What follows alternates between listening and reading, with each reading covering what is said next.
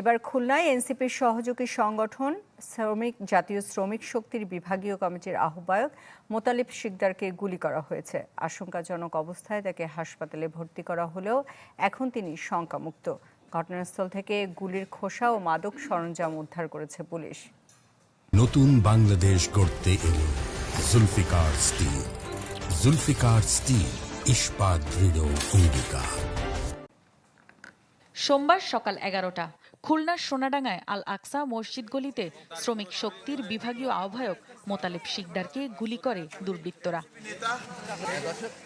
সন্ত্রাসীরা পালিয়ে যাবার পর স্থানীয়রা মোতালেবকে উদ্ধার করে নিয়ে যায় খুলনা মেডিকেল কলেজ হাসপাতালে। কানে গুলি লাগায় তিনি বর্তমানে আশঙ্কামুক্ত। স্থানীয়রা জানান, সোনাডাঙ্গার এই বাসায় নিয়মিত যাতায়াত করতেন মোতালেব। রোববার রাতেও বেশ কয়েকজনকে নিয়ে আসেন তিনি। রাতে ছিলেন সেখানেই। সকালে নিজেদের মধ্যে ঝগড়ার জেরে তাকে গুলি করা হয়। বলে নিছিল 2 জন থাকবে, কিন্তু এক এক সময় এক একজন লোক, কখনো 4টা মেয়ে 2টা ছেলে, কখনো 4টা ছেলে 1টা মেয়ে। বাসাটি থেকে গুলির খোসা, ইয়াবার নানা সরঞ্জাম এবং বিদেশি মদ উদ্ধারের কথা জানায় পুলিশ।